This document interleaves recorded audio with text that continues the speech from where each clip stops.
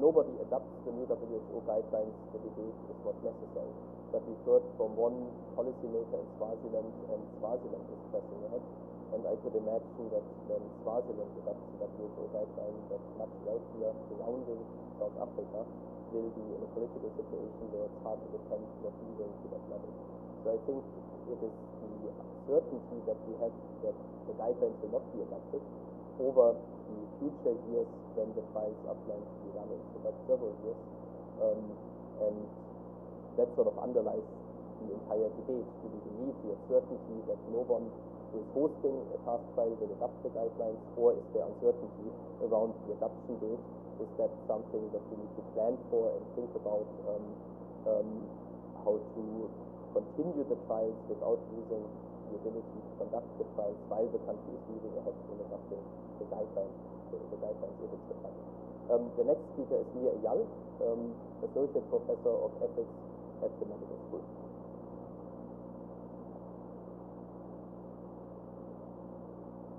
Yeah.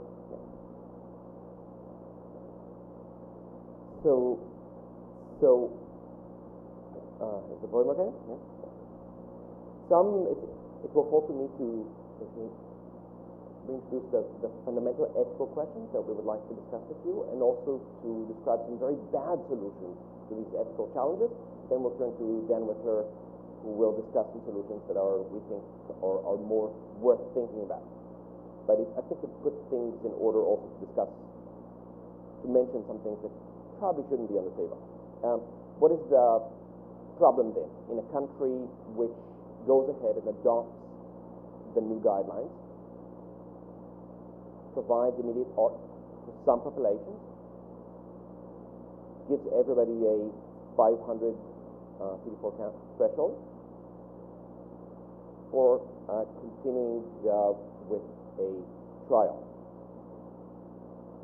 You could continue to maintain a big difference between your controls and the active arm, even though you've just shrunk the people who are not eligible for treatment because of the new guidelines. Sorry, I lost my sentence. So there are two options. Basically, it's a conflict between maintaining optimal statistical power for your study and maintaining good treatment for everybody who participates in your trial, including people in the controls. According to the recent data we have, expanding general ART eligibility to patients at CD4 cell counts at or below 500 would roughly halve the number of people who are treatment eligible in the task trial's intervention arms, but ineligible in the control arms. Moreover, the new WHO guidelines, as you've heard, make all HIV-infected partners in serodiscordant couples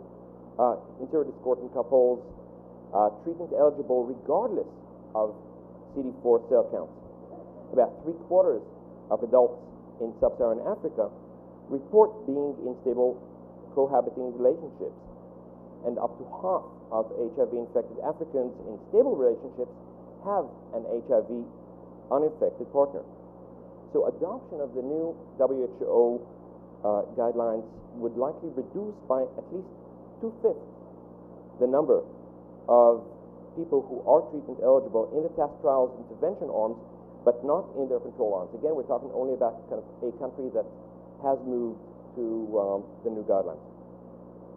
Where the new guidelines are implemented, the difference between the task trial's intervention and control arms will be potentially reduced to a fraction of the difference under which the trials were originally powered. So what do you do with that? You could, here's a very bad option from an ethics point of view.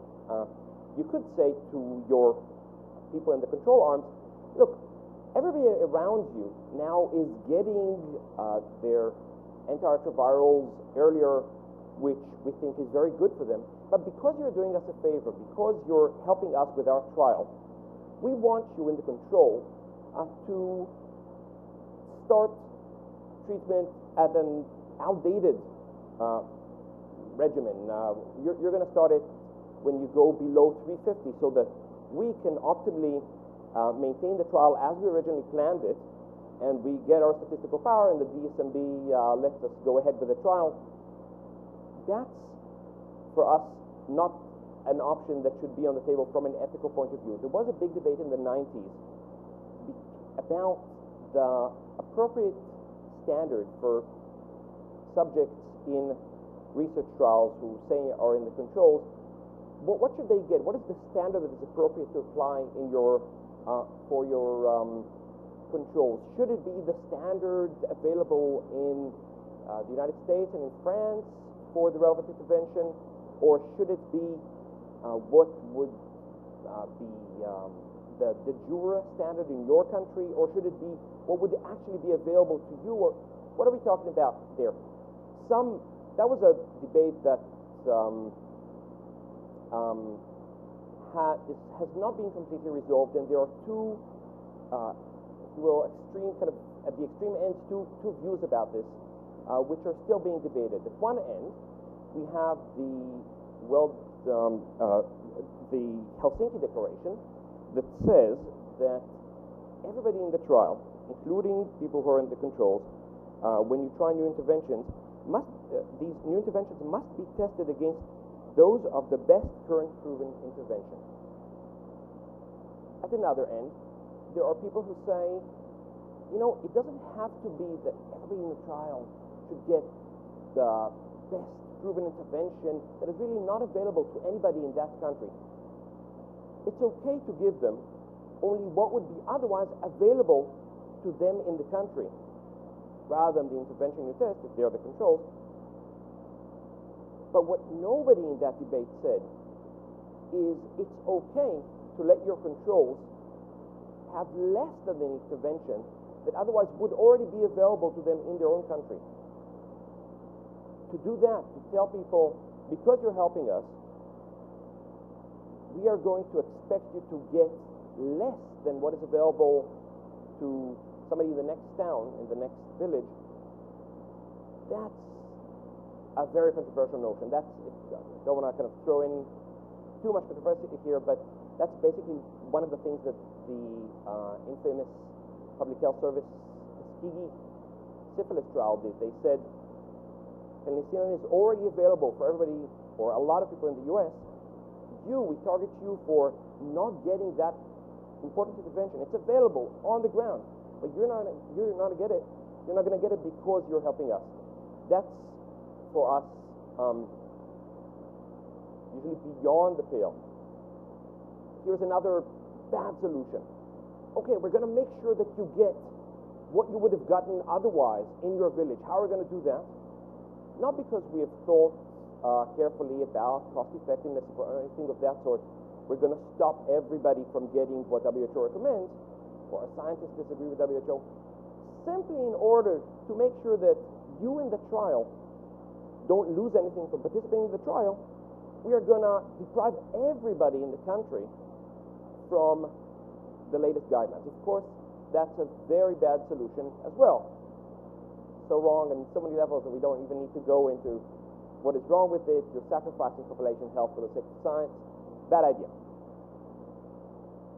An option that we have fewer ethical problems with, but it's just probably impracticable, would have been to resolve the complication about statistical power by expanding the size of the trials. So you either have many more patients and many more sites, so that even a relatively small difference between your arms kind of is presented across many more, a larger N, or you expand it over time and do it for more years. The trials are so expensive already, and it was such an ordeal to wrestle the enormous budgets you've heard about from funders for the current phase of this, that to think about an alternative that would be multiple times more expensive to satisfy the DSMB is probably just impracticable. So the problem is rather deep, and we need the help of serious ethicists who would maybe give us some ideas and we would love to hear more ideas from you as to how to do this in a country that moves to the new guidelines.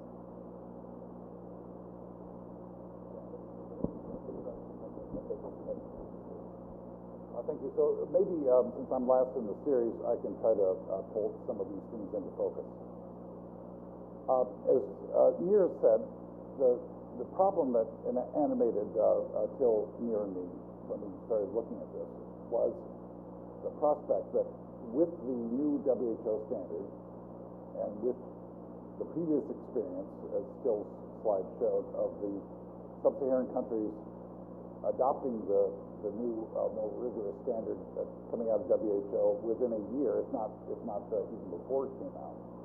If that predicts the future, so that all the countries where these trials were planned did adopt the new WHO standard, would that result in these trials being underpowered because the difference between the control arm and the treatment arm would be not great enough?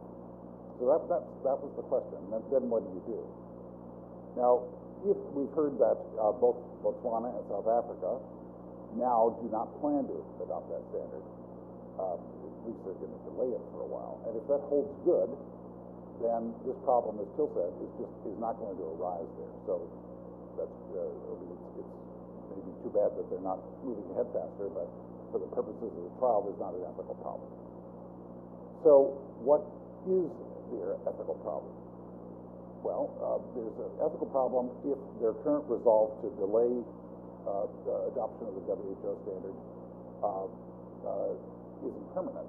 And as care improves throughout Africa, as Till also mentioned, with Swaziland already moving to the 500 CD4 count standard, they may find that it's just not politically possible or ethically desirable to not follow suit.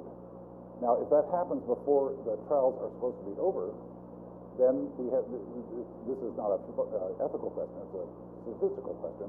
Will trials then be sufficiently powered to detect the differences that need to be found? Don't know. This is, it depends on when it happens and what the numbers are and so on. But it is a possibility. Now, let's say then that we don't know whether there's going to be an ethical problem. Let's talk about what happens if there is. As Nir said, the reason that there might be an ethical problem here is that in the sort of rather nasty debates that occurred a few years ago over the standard of care for controls, the position that was considered to be the sort of the furthest out, least generous position toward controls was that they should get care that's at least as good as what their neighbors get. That is, the care that people would be entitled to if they weren't a part of the study. And as Nir said, no one proposed that the controls be given care that's inferior to that.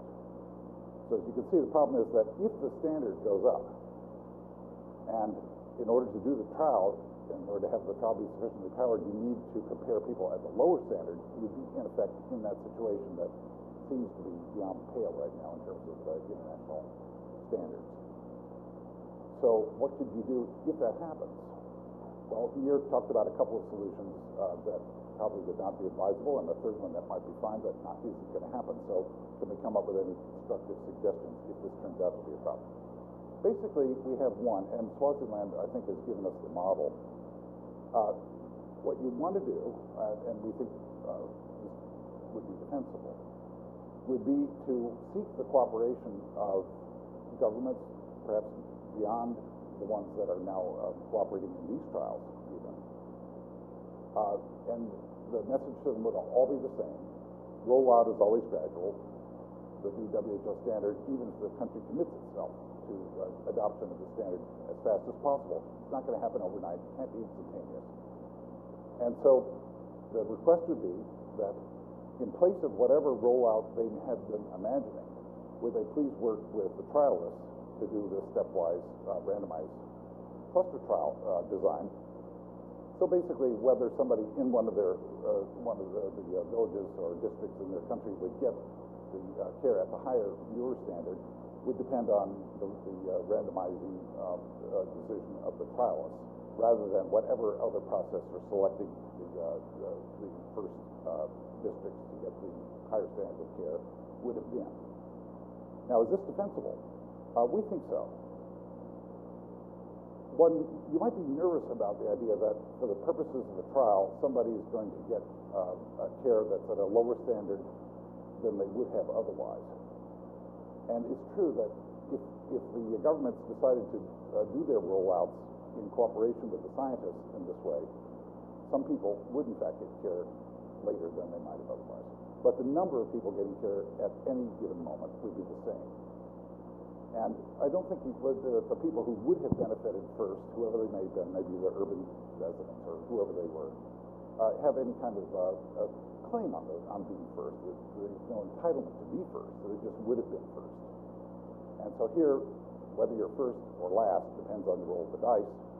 Now, our argument is that actually would be certainly no less fair than what would happen otherwise, and probably more fair, just because it's random. And so there's a certain amount of bias or non-randomness or lack of fairness in any rollout. Some people get better care sooner, some later, not for a good reason, but just because they happen to be better connected or better situated or better located or whatever. So in this case, it's all randomized. It's like a lottery, and lotteries are a way of making things fair.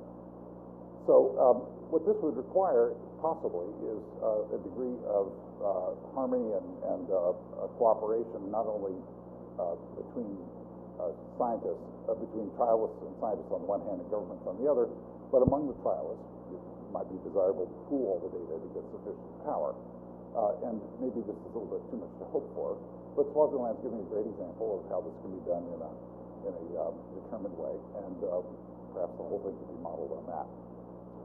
So I think that's it. We may not have a problem, in which case we all had the wonderful opportunity to hear about the latest developments in these treatment prevention trials, which have been very educational.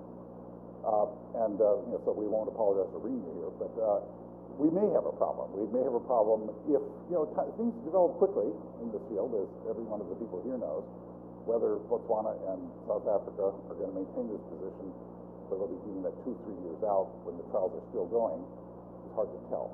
And if their resolve falters, if they decide that they'll actually improve the care of the people to meet the WHO standard, then depending on how the numbers break out, the question we're talking about may happen. And we may need to think now about what would happen in that case and whether we need to prepare for that. And if we needed to prepare for that, what kind of design should we have in place even now to make sure that we get a result to find out if this stuff really works. Maybe? Great, well, thank you. So we'd like to open the conversation, but I'm going to start by taking advantage of my position as moderator, just raise a couple of questions. You don't have to answer them all, but written down questions. But let me step back. It seems to me if we try to imagine an optimal world, in the best possible situation, what would we do now?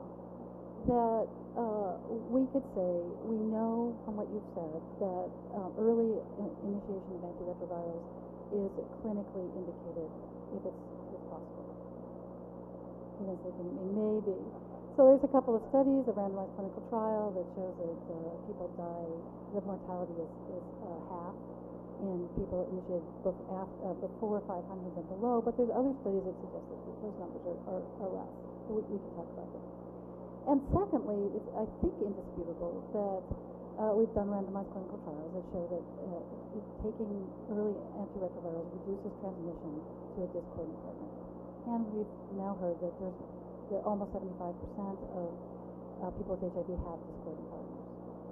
So if we could magically wave our wand, why would we not just start treatment in everyone right now? Get real.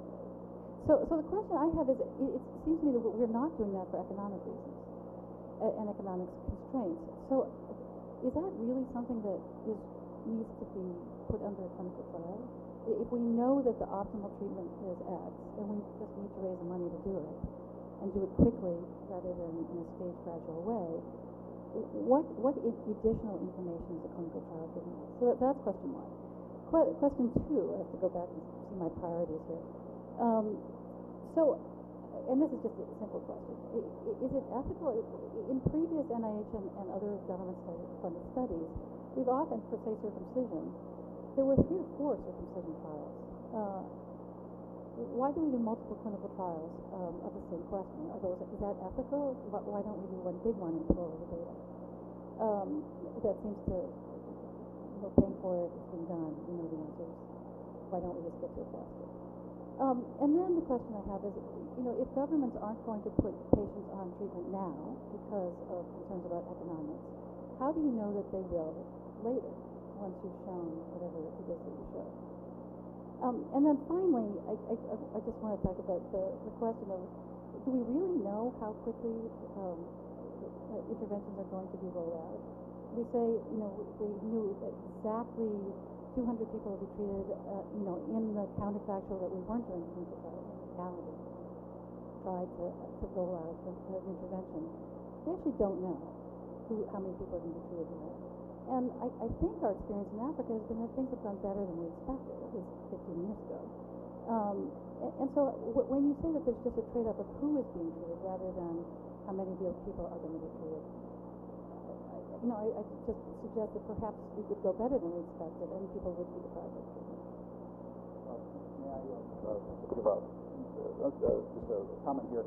Megan, those are great questions. I do think there's an answer to the most potent of those challenges. And it has to do with the word just, because it's just a matter of economics. The thing is that, yes, let's say that we determined, or we all agree, that immediate treatment is better for the individual. And if we had all the money in the world, we'd be providing that to everybody. Okay, no dispute. And ethically, of course, that'd be best. We don't have all the money in the world. Right now, we have really, by historic standards, an amazing level of support from abroad and commitment of resources internally to meet the challenge of AIDS.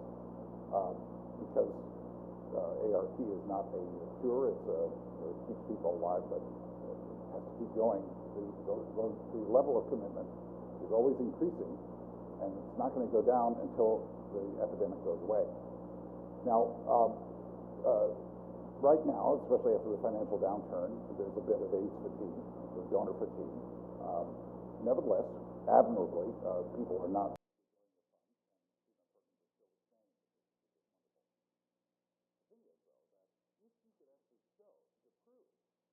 Not only would it be better for all the individuals who are treated, but you could lift the epidemic, that it would all go away, even some years, so that this level of funding would not be needed for perpetuity. Then that would be a strong argument for even donors who say, don't come back, I'm not going to answer your calls, to ramp up the funding. Because if they are committed to long-term funding, and it's kind of hard to walk away from this, this is a winning proposition for them. You can say we see the light at the end of the tunnel. That's what the excitement about treatment prevention is. So treatment prevention is not just the prospect of immediate treatment, which is good for the individual, but as we've heard from the other speakers, there's the public health component, which is this might actually finally bring us to what Hillary Clinton held out as the great shining prospect of an AIDS-free generation. And on that basis, one could ask for a very quick ramp up of funding from exhausted donors and maybe get it. That's the main thing. All your other points are worth talking to, but why don't we have the audience have a chance?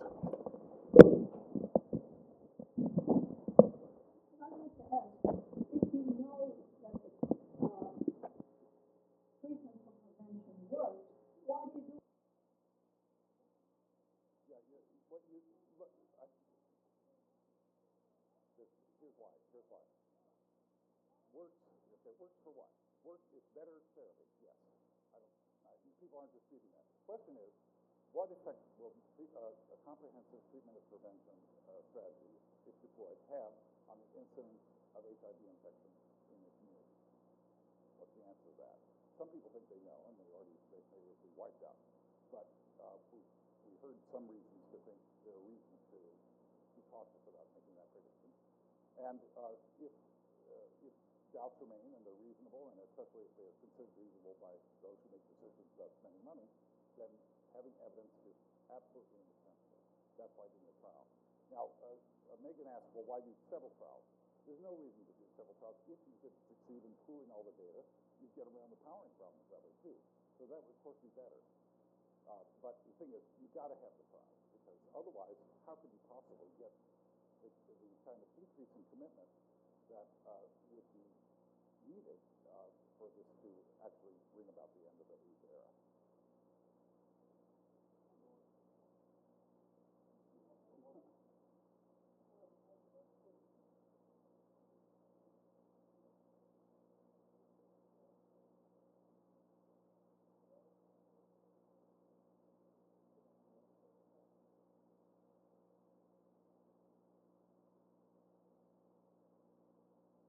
We know the treatment of prevention works spectacularly well in well-counseled, coupled with trials. We know, obviously, it works extremely well in pregnant women who are instructed that sex intervention will help prevent transmission to women. I don't think we have any idea that it will work in communities in sub-Saharan Africa. I don't think we have any idea. Think for a moment about male circumcision, and Megan, I think, said, why don't we make it male circumcision for everybody? Why do we need to include that in some of these research proposals at all, even at a community level? Because so far it simply hasn't been taken up, except by some interventions that are considered unethical for other reasons. It works to 50 or 60%, clearly very reproducibly in trials. But in situations where there are different cultures and different tribal values, and some of them accept it and others don't, it just doesn't work without some other intervention at a community level. And here we're talking about community issues as well. I'd like to even pose a different ethical question, but it's going to continue. Should I do that? I mean, an ethical issue I'd like to pose is, how do you exclude the possibility that treating everyone at 500, I wouldn't disagree with treating everyone, period, from the ethical standpoint, but treating everyone at 500 is more ethical than treating on the basis of viral load in 350, because, and therefore, how could you justify doing that? There's very clear data that there's a significant number of people with high viral load above 500 who wouldn't be picked up if the CD4 500 criteria was the only reason for the intervention. I think we'd all agree that they'd be a lot more likely to infect others in the treatment prevention rationale than people who have CD4 400 and viral load of 1,000 or less. On the other hand, I think there's a large number of physicians, clinicians, IgA experts who would say that person with CD4 and 600 who's got a viral load of 30,000 is a lot more risk for that person's health than the person at 400 who has a viral load of 1,000. We're dropping and forgetting about those people unless we're looking at both parameters as a rationale, even for the health of the individual in trial. So might that not make an argument that an equivalence trial, looking at both criteria, might even be the most ethical? Yes.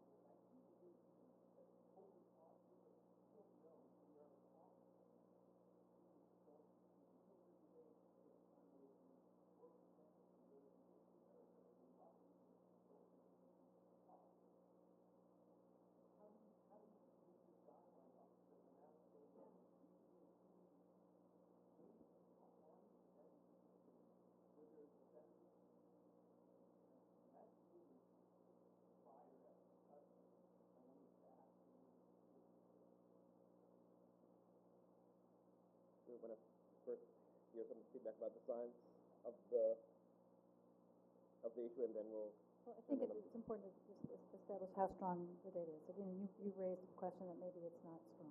No, I think you're right in terms of the evidence. I mean, the point I was just making at the beginning was that in a different sort of situation, there wouldn't be an issue about when to start.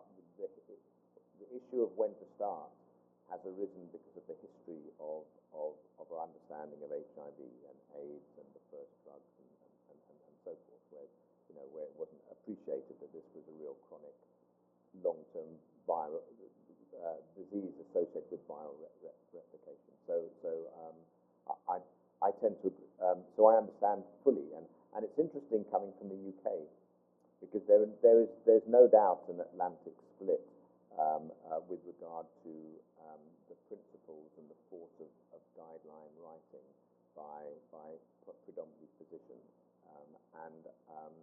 And the UK in particular has been particularly damned by many of the very senior US clinical researchers with regard to this, because the evidence is based, the evidence that is produced in the absence of clinical trials by observational databases, by cohort studies. And of course, Europe has historically had very, very strong cohort studies because of the nature of the health service and the ability to pull data together, whereas I think the US, I stand to be corrected, but the US has taken some time to get to that state. So the guidelines, the evidence now is based on observational cohorts with all the provisos, however clever these clinical epidemiologists are, to deal with confounders. There will always be a bias, and that's why there are a number of trials now going that we'll be reporting over the next year or two about this in terms of 350 to 500. Can I just say something about, I think Max, you said something very, very interesting about, the degree to which viral load should be considered. And it comes back to the point I made really early on, that it seemed to be a continuum, this treatment for an individual benefit versus treatment for the population benefit. But in reality, they're very different. The risk to an individual is predominantly CD4 count. I take the view, I accept that viral load may be. Huh? Viral load is a better indicator of deterioration of CD4. I accept that those two together. But in terms of transmission, it is viral load. That is the mechanism of so it's a very, very, despite we're talking about treatment, implementing treatment, we're talking about different criterion surrogates of the efficacy of those two. Whereas, of course, it's all been blurred now, isn't it? It's about, the higher CD4 count of treatment is the way to stop transmission, whereas, of course, viral load is the determinant of that. But I think another argument for the trials in general, and even the trials before treatment for everyone, is we know a lot about adherence to regimens for people in the U.S. We know a lot about successive adherence to ART in Africa, where people put on drugs at the 250 or 350 or something. We know nothing about people put on drugs at an early stage. At an earlier stage, where they might have viral loads of 1,000 and CD4 of 450, suppose they're not adherent. Suppose they'll have a different behavioral issue with it, especially if the counsel that they're not just giving it for their own disease. Your disease is quite as far along their CD4 as this viral load as that, but we're giving you drugs for this prevention. Then suppose they're not as adherent. Suppose that results in higher rates of drug-resistant variants. Suppose that results in higher rates of transmission of drug-resistant variants. Then you're in an even bigger problem in sub-Saharan Africa because you've only got a limited number and regimen of drugs to use. And maybe to follow on, so I think the trials will give us two pieces of evidence. One is what Max is alluding to. We don't know the health system's efficacy of treatment and prevention. And doing in a trial, but in a real-life setting with enhanced efforts, we can learn what a health system that exists in sub-Saharan Africa, that is broken, that has many limitations, also in particular communities, we can achieve with a treatment as prevention strategy. And that's very important, because now we have the knowledge, if it should work, to know when it doesn't work in one particular setting, that it theoretically could work with enhanced efforts. But we need to show that. And when we started thinking about this issue, we felt what likely could happen if the world presses ahead and does treatment as prevention worldwide, we will be in 10 years from now in a situation where it has worked, or there is incidence declines in some settings, and incidence has not come down in other settings, that treatment as prevention has been done. And then we would be extremely puzzled, and policymakers would be in a very difficult position to continue committing to treatment as prevention. And that might actually, in the long run, lead to a world harm, because policymakers might say, we have tried and it doesn't work, who knows, we've never had an RCT in one of our communities, it just doesn't work here. And I think the second piece of evidence that the trials will generate that we really need is to quantify the population-wide incidence reduction effects of treatment as prevention, and those we do not know. And that's on the transmission via one partner, but then it goes on into the community and other partners benefit. So these transmission chains and the transmission in a network, in a community in Sub-Saharan Africa, are completely unknown, and the trials will generate that evidence. Yeah.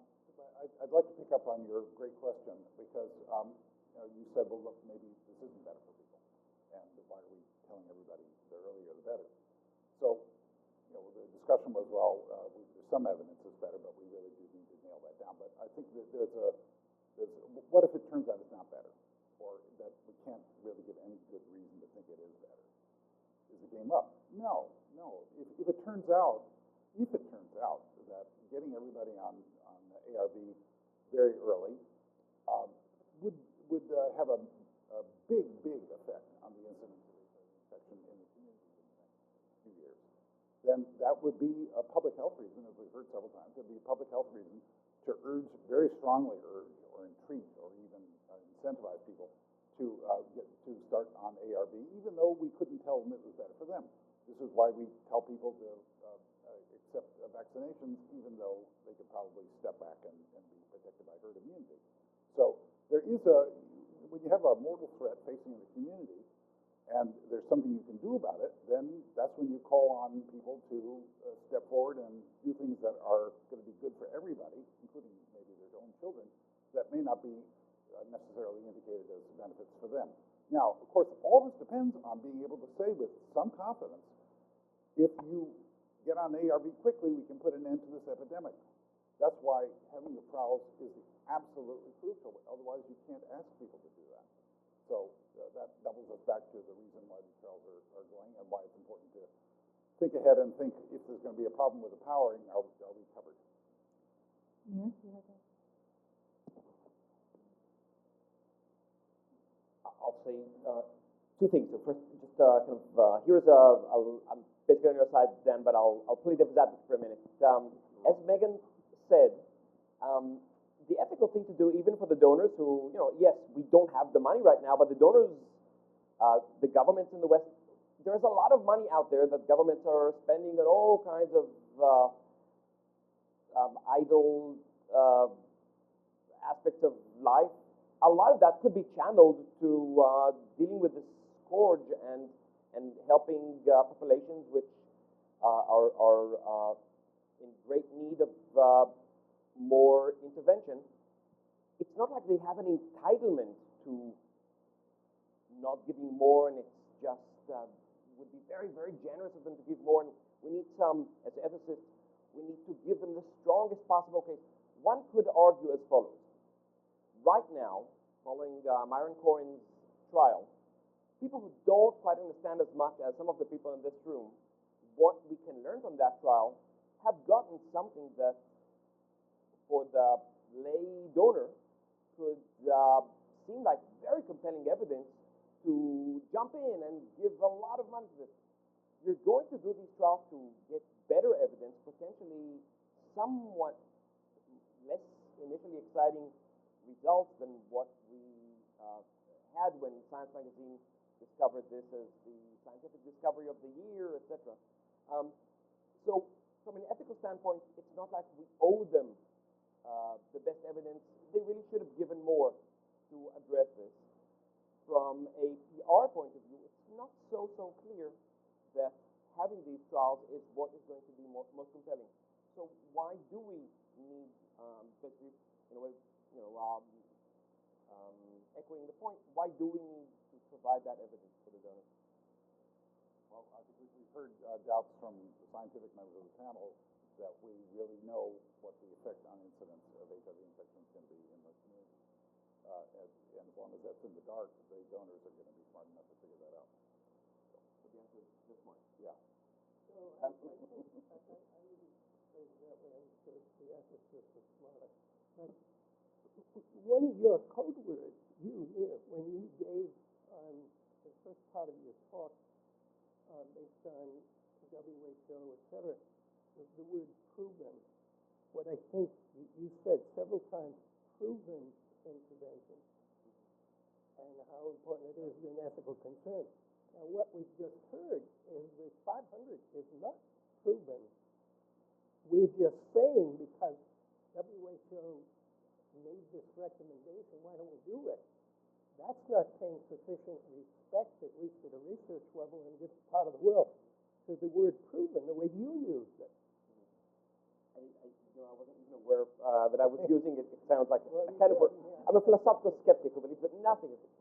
Just a point, it's not really a question, just kind of something that for me is interesting that I want to throw in as well.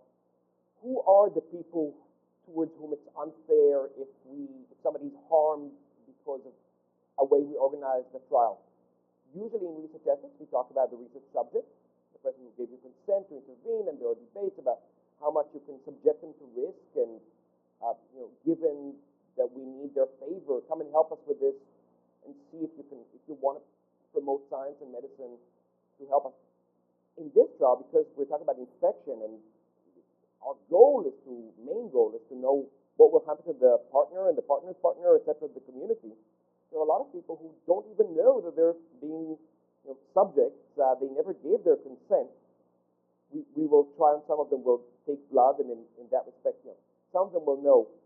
But basically, it's quite a different research subject insofar as they're subjects, and the whole ethics is potentially a little different. It reminds me a little of the ethical questions that arise when other third parties are at risk because of how we do the trial. So you do your nanomedicine intervention trial, and you put the neighbors and the lab workers at risk, and you never got consent from any of them to be put at risk. That's a bit like what we should be thinking about people who are in the community, and it's potentially quite a different ethics than your usual research trial is.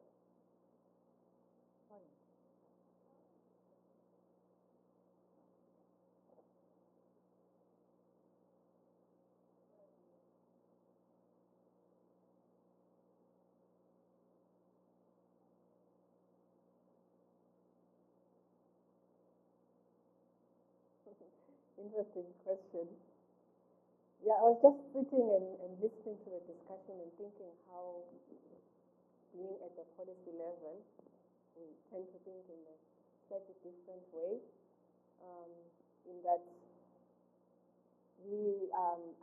there's the issue of other political pressures that come in. In fact, in our countries, organizations like WHO are very highly respected.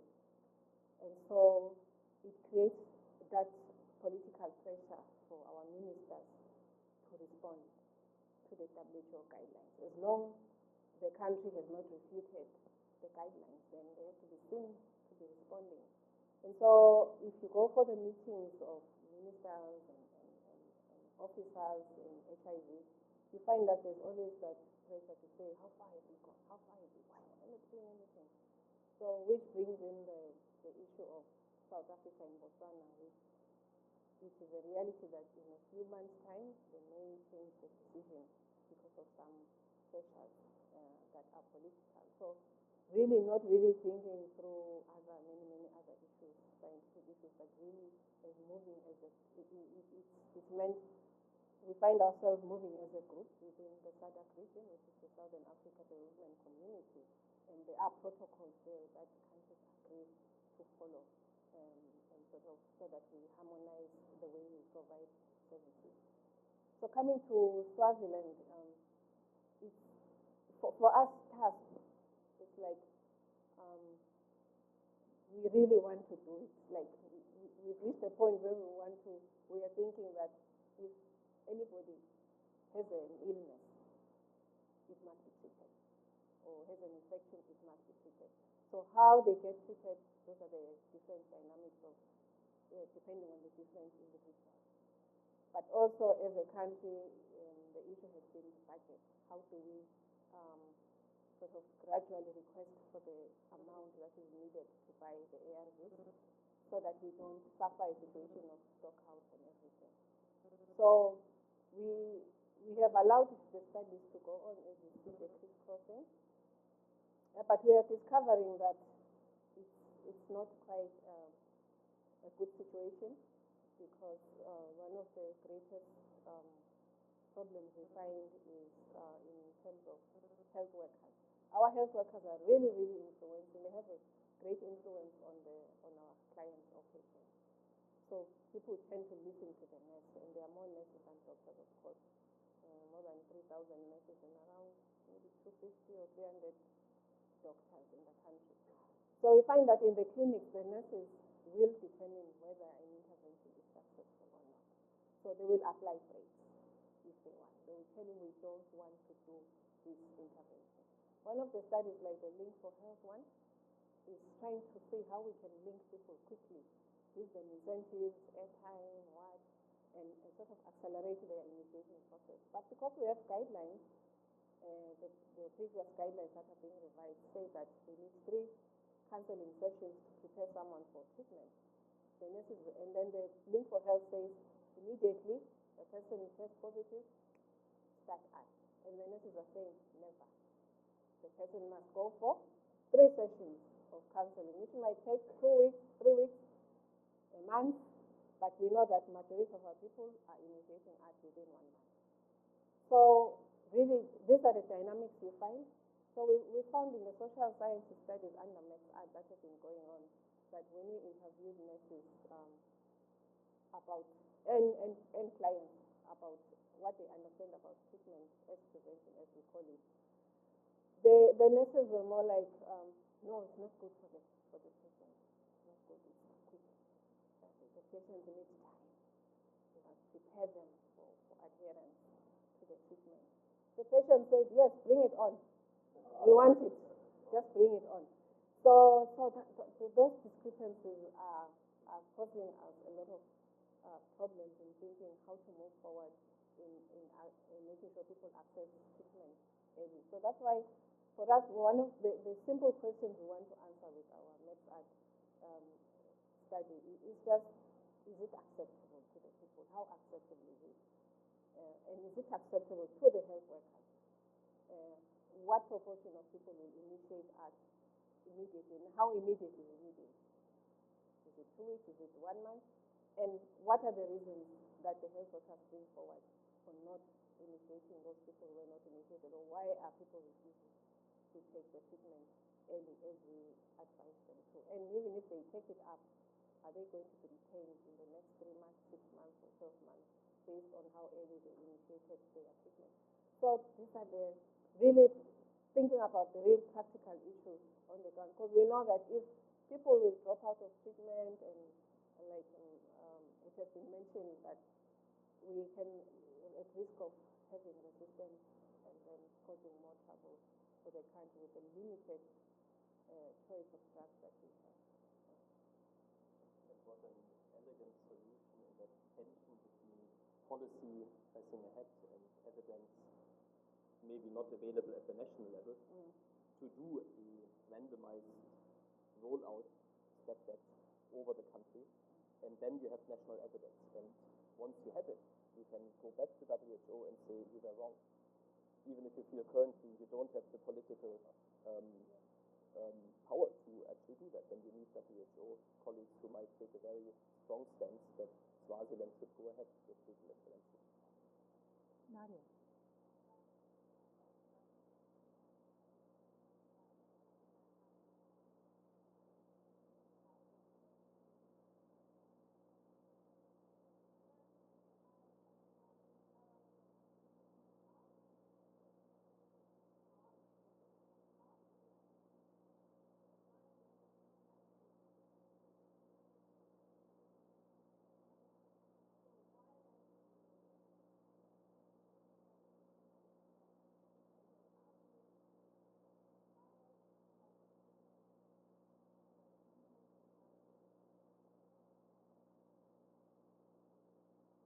It's a great question. Mathematical modelers have one advantage over us empirical people, and sometimes we work with modelers and take advantage of this advantage. They can very quickly produce numbers, and numbers look very convincing, and the audience often is not aware that there's a difference between an empirically established number and a modeled number. And I have a great example when the South African National AIDS Council asked us for help how to establish HIV incidence. We met for 3 days, and different groups presented different ways to measure incidence at the national level. South Africa is committed in their national guidelines to incidence targets, so you need to be able to measure it. And I presented on cross-sectional recency approaches, some people on longitudinal approaches, and there were mathematical modelers. After 3 days of debate, advantages, disadvantages of many methods, and some mathematical modeling studies, the policymakers, when we then said, what do we do now? They said, but you gave us the answer. We do the mathematical modeling, because that really works, and that produces comprehensive data. And that appreciation that these were numbers that were based on strong assumptions just wasn't there. And it was really interesting to see that a number has almost the same power to many of our audiences, independent of what the source of that number is. So mathematical models can do great good in informing us and generating hypotheses. In the political discourse, they can also do harm, in my opinion.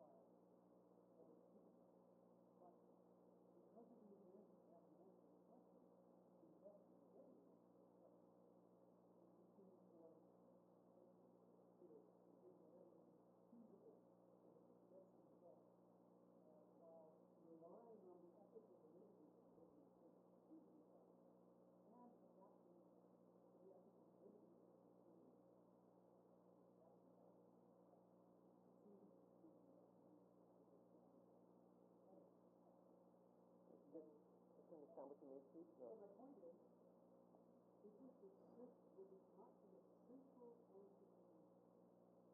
So that is a proposal. So the child will continue for a limited period of time. The female person will have the opportunity to be taken. And it must end for a period of time. Or that. But the ethical is still, they're grandfathered in, and ethical is going to their grandfathered. Steve, you mean the mechanism that is supposed to justify this is one of the following two. One is because the rollout is expected to be somewhat phased out, and so in a way what you're saying is something like what Dan was proposing and what we hear is going on potentially in Swaziland, and I think we are on board. I just want to warn against another interpretation, so I see you're kind of, so that's probably here's another Steve that I want to warn kind of Steve not to be, and that's the Steve that says, just because in the past it seemed justified enough that we went for it, we should pursue that. That's actually exactly what happened in Tuskegee, right? So, oh yeah, but in the past we didn't have penicillin, so it's now, no, it's not ethical. Well, it's good.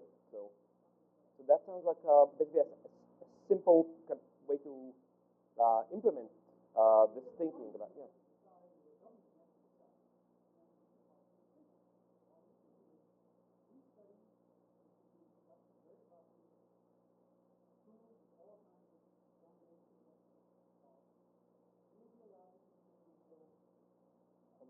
The problem Nir doesn't hear the same thing that I do, which is that you're saying it doesn't matter that the standard of care in the community has changed in the meantime. But suppose it did. Suppose that this would not be the first time that South Africa made a decision to get much more active in treating AIDS than they had been, right? It was a big change recently, fortunately. And suppose that they said, we were wrong to say that we're going to pause at 350. Suppose they said 500 is better, and we're going to move ahead. And now the trial has said, well, look, we have these people in the trial, and if you do that, it's going to ruin our study. Then you'll have a situation where these people would be getting care which, according to what people are now would then be saying, would be inferior to what their neighbors are getting, and inferior to what they would be getting if they hadn't enrolled in the trial. And this, now, you can make an argument for it.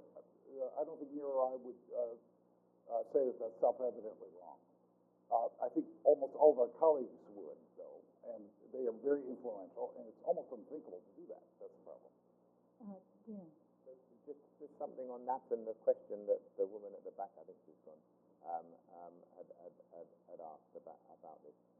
So the control arm we're talking about, the control arm here, the question is not whether the control arm would be in substandard therapy compared to if the control arm was in fact enacting the new guidelines.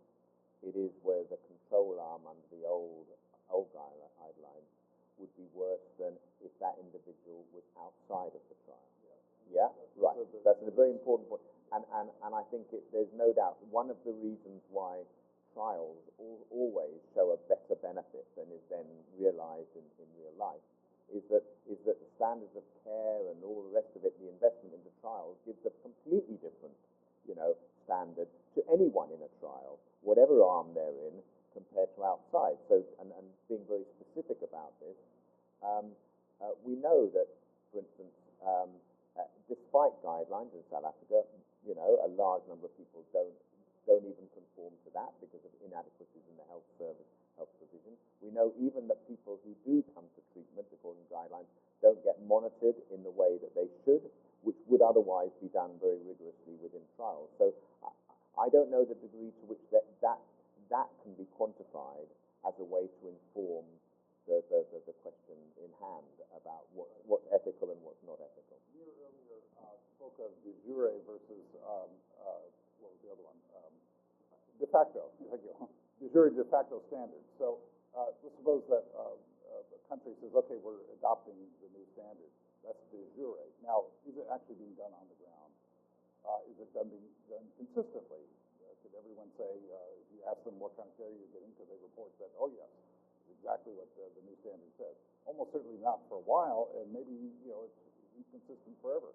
So if we say that the local standard is sufficient, are we talking about what people actually get, or what the government says they've adopted as the official local standard?